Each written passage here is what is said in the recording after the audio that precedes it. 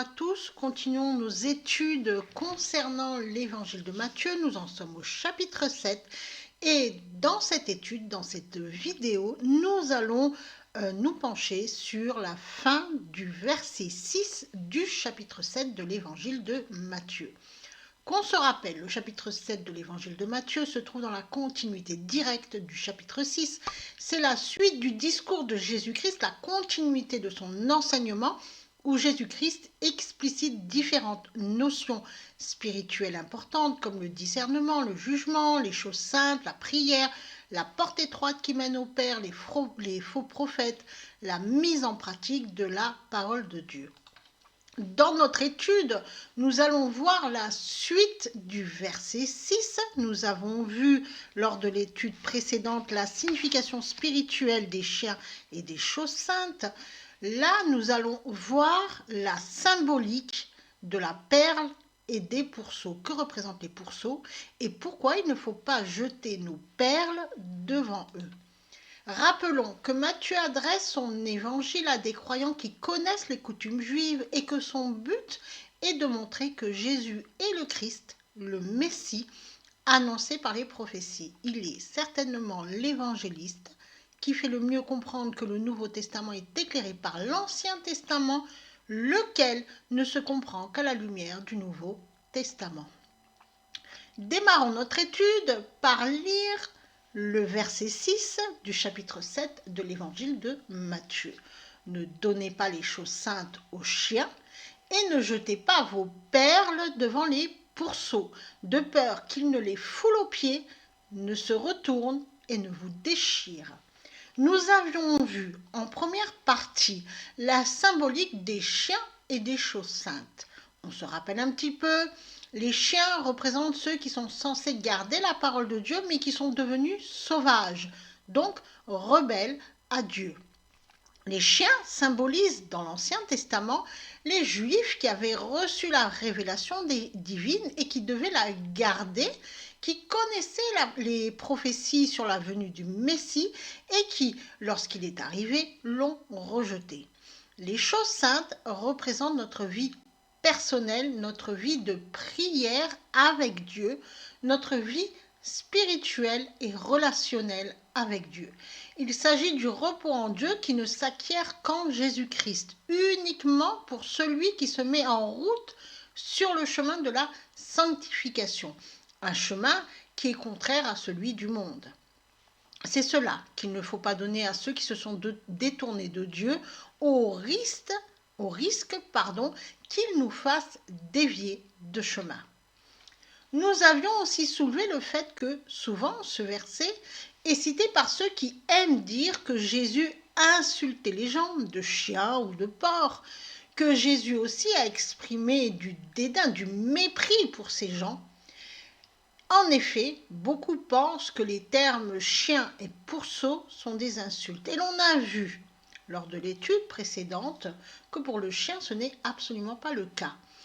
Et que là maintenant, dans cette étude, on va voir que pour les porcs, il n'y a pas d'insulte, il n'y a aucune insulte. Dans notre étude, toujours en nous appuyant sur l'Ancien Testament, nous allons essayer de comprendre ce que représentent les pourceaux et les perles. On remarquera que les choses saintes sont données alors que les perles sont jetées. Il y a donc une différence entre les perles et les choses saintes. Voyons ce que représentent les perles et les pourceaux. Commençons par les perles. Les perles, margaritas, dans le texte original en grec ancien. Il s'agit du pluriel du nom masculin margarites qui désigne effectivement une perle ou une pierre précieuse. Donc, quelque chose qui a une certaine valeur. Ce qui est intéressant à souligner, c'est que la perle n'a aucun rapport avec la culture juive. Remarquons aussi son nom en grec, le margarites, qui amène directement à une huître perlière appelée la margaritifera, qui est non pas une huître, mais plutôt une moule perlière d'eau douce, espèce autrefois abondante dans les cours d'eau européens et exploitée depuis la préhistoire en Europe, car l'exploitation était facile et particulièrement lucrative. Cette Surexploitation a provoqué la disparition de l'espèce dans la plupart des lieux faciles d'accès en Europe dès l'Ancien Régime, et la pollution a aussi provoqué sa presque disparition. Aujourd'hui, on peut en trouver en faible quantité dans certaines rivières de France. C'est une espèce protégée et sa récolte est interdite. Donc, cette perle dont il est question ici est une perle d'eau douce ou d'eau vive. Et dans la Bible, l'eau vive représente la vie spirituelle, la vie de l'esprit, la grâce du salut offert par Jésus-Christ. De plus, la perle est produite par un organisme vivant qui est l'huître ou la moule d'eau. Et sa production par cet organisme vivant provient d'une blessure. La perle est donc produite en réponse à une blessure de la moule ou de l'huître. Lorsque l'huître est blessée, elle va recouvrir sa blessure par des couches qui vont former la perle. Ainsi, symboliquement, la perle représente notre vie intime qui est faite de blessures, d'expériences douloureuses et qui vont petit à petit, avec Dieu, devenir des forces. Toutes ces blessures dans nos vies, ces expériences douloureuses, Dieu va les façonner pour qu'elles deviennent des joyaux entre ses mains. On va en puiser une grande richesse et cela est vrai même pour les expériences les plus douloureuses. Donc, les perles représentent toutes nos expériences, toutes nos blessures, toutes nos souffrances qui deviennent entre les mains de Dieu des joyaux. Prenons l'exemple d'un ami que l'on aime mais qui a une mauvaise influence sur nous. Et cette personne nous trahit. Cette trahison va provoquer en nous une grande douleur, une grande souffrance morale. Parfois, Dieu permet que l'on vive cette grande souffrance afin de nous éloigner d'une personne qui est toxique pour nous. Sur le coup, on ne comprend pas. On pleure, on est triste. Mais Dieu a agi dans notre vie en éloignant cette personne qui est mauvaise. Et peut-être même que cet éloignement va pousser cette personne mauvaise qui nous a trahis à réfléchir à son acte et à elle-même trouver Dieu sur son chemin. Et cette douleur de la trahison ainsi que cet éloignement va devenir un joyau, c'est-à-dire que cela va permettre de nous libérer de l'influence néfaste de notre ami et donc ça va permettre de nous extirper du mal. Les pourceaux, koiron dans le texte original en grec ancien, il s'agit du pluriel du mot koiros qui désigne un cochon, un porc, un pourceau et aussi métaphoriquement une offrande pour les sacrifices de moindre importance. Le cochon était interdit en Israël. Donc, le cochon représente les non-juifs, les païens.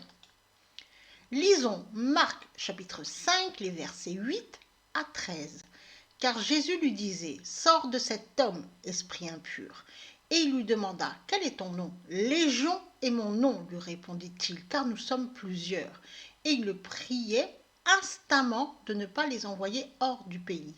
Il y avait là, vers la montagne, un grand troupeau de pourceaux qui paissaient.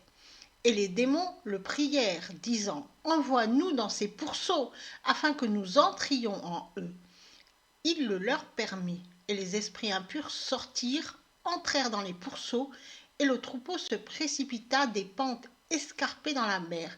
Il y en avait environ 2000, et ils se noyèrent dans la mer. Il s'agit de l'histoire des deux démoniaques de Gadara, que l'on peut lire aussi en Matthieu chapitre 8, les versets 28 à 34, et en Luc chapitre 8, les versets 26 à 33. Les trois évangélistes rapportent le même événement, Matthieu, Luc et Marc. Et on va étudier cet événement quand on va arriver au chapitre 8 de l'évangile de Matthieu. Pour notre étude, remarquons simplement que les démons, qui sont légions, c'est-à-dire il y en a une multitude, sont chassés par Jésus-Christ et envoyés dans des pourceaux. On retrouve le même mot, koiros. Ce sont les démons qui demandent à Jésus-Christ de leur permettre d'aller dans ces pourceaux afin de les posséder. Jésus-Christ accepte cette demande, l'homme est délivré de ses démons, ces derniers se précipitent dans les ports et les porcs deviennent fous et se jettent dans la mer. C'est normal, on le verra, puisque les animaux n'ont pas d'esprit, donc quand ils sentent une présence démoniaque autour d'eux, ils deviennent fous et les démons ne peuvent pas les posséder, puisqu'ils n'ont pas d'esprit. Pourquoi Jésus-Christ accepte-t-il la demande des démons?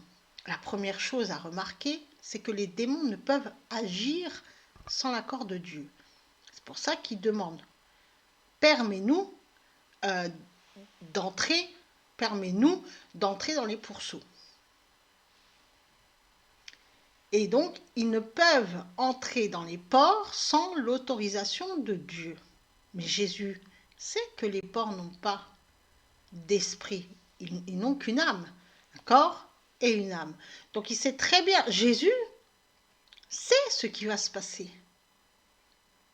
Mais eux, les démons, ont besoin d'avoir l'accord de Dieu pour aller dans les ports. Jésus-Christ accepte leur demande pour montrer par la fin tragique de ces pourceaux que tous ceux qui seront possédés par le démon périront de la même manière. Et l'on verra par l'étude de ce texte que la possession démoniaque existe en effet, mais surtout qu'elle est volontaire et arrive à la troisième tentation par le consentement de la personne à recevoir le démon en lui, à se prosterner devant Satan en échange de pouvoir, de richesse. Et tous ces gens qui se sont donnés à Satan périront comme les pourceaux.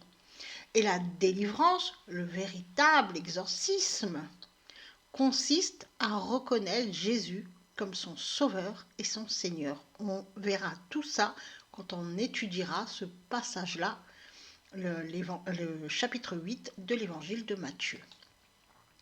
Continuons. Donc, les pourceaux représentent les idolâtres qui se prosternent devant les divinités et qui se donnent à Satan en échange de pouvoir ou de richesse. Et ces gens-là, ou même parfois de notoriété, et ces gens-là, c'est à ces gens-là précisément qu'il ne faut pas donner nos perles, c'est-à-dire le fruit, le joyau de nos blessures et de nos souffrances. Souvent, lorsqu'on souffre, on va rechercher un moyen, une méthode pour atténuer cette souffrance. Et l'on va se tourner vers des personnes qui se disent guérisseurs, magnétiseurs, chamanistes, exorcistes et même des psychanalystes, de faux médecins, etc., etc. On va essayer de chercher une méthode humaine pour essayer de guérir des maux qui sont d'abord spirituels, au lieu de remettre ces mots-là, spirituels, à Dieu. Et c'est justement tout le sens de cette parole de Jésus-Christ. Il ne faut pas remettre nos souffrances entre les mains de ceux qui servent le monde, donc Satan. Il faut chercher en Dieu la guérison, la solution. Et Dieu nous mènera vers le bon médecin où nous apportera la bonne solution, ou nous consolera. Dieu connaît nos besoins et il agira en fonction de ce que nous avons besoin et il nous donnera le moyen, la méthode, la solution en fonction de ce que nous avons besoin. Et alors notre blessure deviendra un joyau entre les mains de Dieu. Lisons 2 Pierre chapitre 2, le verset 22. Il leur est arrivé ce que dit un proverbe vrai. Le chien est retourné à ce qu'il avait vomi et la truie lavée s'est vautrée dans le bourbier. On avait déjà parlé de ce texte-là lors de l'étude précédente. Le chien est retourné à ce qu'il avait vomi. Mais là, c'est la truie. La truie, elle est lavée et elle s'est vautrée dans le bourbier. La truie, ou le pourceau qui a été lavé par l'œuvre de Christ, s'est vautré dans le bourbier. Le bourbier symbolise les mensonges du monde, toutes ces fausses croyances, fausses pensées, fausses doctrines, religions, fausses sciences. Le pourceau a préféré se jeter dans le bourbier afin de se glorifier. Et pourtant, il a entendu parler de Jésus-Christ. Et pourtant, Jésus-Christ, par toute son œuvre, nous a apporté le salut. Le monde a toujours préféré le mensonge à la vérité. Dans les mensonges du monde, on trouve aussi tout ce qui est du domaine de l'occulte, les fausses révélations célestes, les faux raisonnements philosophiques, les religions, les cultes aux divinités, les sociétés occultes, la société du paraître, etc., etc. Le pourceau a été lavé par l'œuvre de Christ, puisque l'œuvre de Christ, c'est pour tout le monde. Donc, par l'œuvre de salut, tout le monde, cette œuvre-là est pour tout le monde. Et donc, le pourceau, il a été aussi lavé, puisque Jésus-Christ a payé notre dette pour tous nos péchés. Et nous lisons en Jean, chapitre 16, le verset 33, cette parole de Dieu, cette parole de Jésus-Christ, « J'ai vaincu le monde ». Cette parole est une promesse de paix et de réconfort face aux épreuves. Pour le contexte, Jésus-Christ annonce aux disciples sa crucifixion. Et il leur dit de ne pas avoir peur, car il a vaincu le monde. Ceux qui ont foi en Jésus-Christ entrent dans cette promesse. Ils sont mis à part du monde dans la paix de Dieu. Et c'est ainsi que les épreuves deviennent des joyaux entre les mains de Dieu. On ne doit pas donc jeter les perles devant les pourceaux. Dans le texte en grec, le verbe jeter est la traduction du verbe balo, qui signifie jeter ou laisser tomber une chose sans se préoccuper de l'endroit de la chute, éparpiller, donner sans être certain du résultat, déverser. Ainsi, il faut comprendre que Dieu nous demande de garder pour nous notre vie intime, de ne pas révéler à n'importe qui toutes nos souffrances et nos blessures émotionnelles, nos épreuves, de faire attention finalement à ne pas se confier trop facilement à des personnes qui peuvent se révéler mal intentionnées.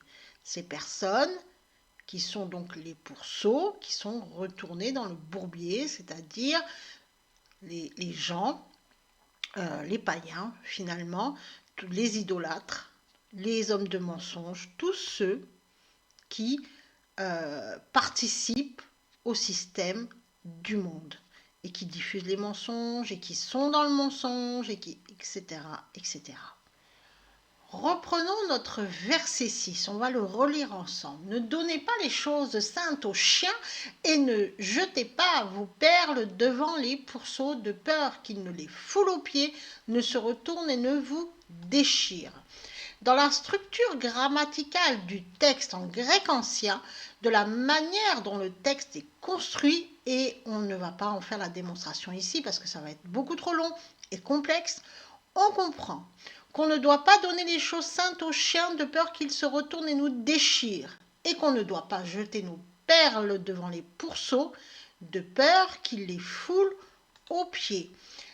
Les chiens, c'est-à-dire les religieux, ceux qui connaissent la parole de Dieu mais qui ont décidé de rejeter Jésus-Christ, les chiens, donc les religieux, déchirent les choses saintes. Alors que les païens, c'est-à-dire les pourceaux, sont les adorateurs de Satan, les hommes de mensonges, eux, ils foulent aux pieds les perles. Cela signifie que ceux qui étaient censés garder la parole de Dieu détruisent les choses saintes, donc le repos de Dieu. Ces gens qui connaissent Dieu ont préféré servir leur orgueil en ajoutant ou retranchant de la parole à la parole de Dieu pour construire leur doctrine, leurs lois, leurs croyances, etc. Et donc, ils se sont détournés de Dieu consciemment. Ils ne sont plus dans le repos de Dieu.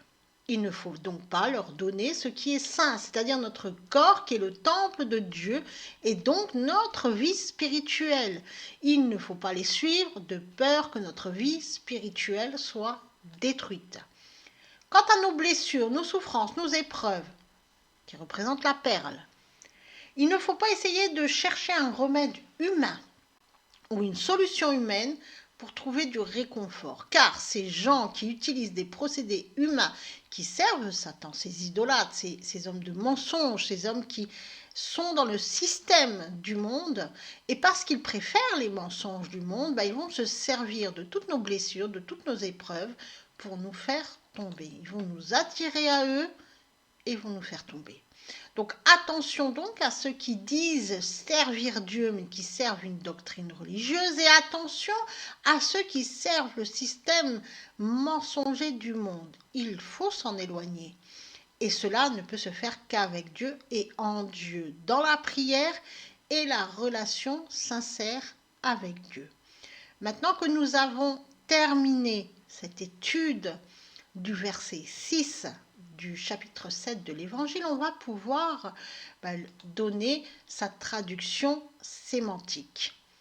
Ne donnez pas ce qui est saint, le repos de Dieu, aux chiens, aux rebelles de Dieu, à ceux qui se sont détournés consciemment de Dieu, de peur qu'il vous rende spirituellement morts. Ne jetez pas vos perles, c'est-à-dire vos blessures et souffrances qui deviennent des joyaux entre les mains de Dieu, devant les idolâtres, devant ceux qui servent les mensonges du monde, de peur qu'ils les utilisent pour vous faire tomber. Que Dieu vous garde et vous protège.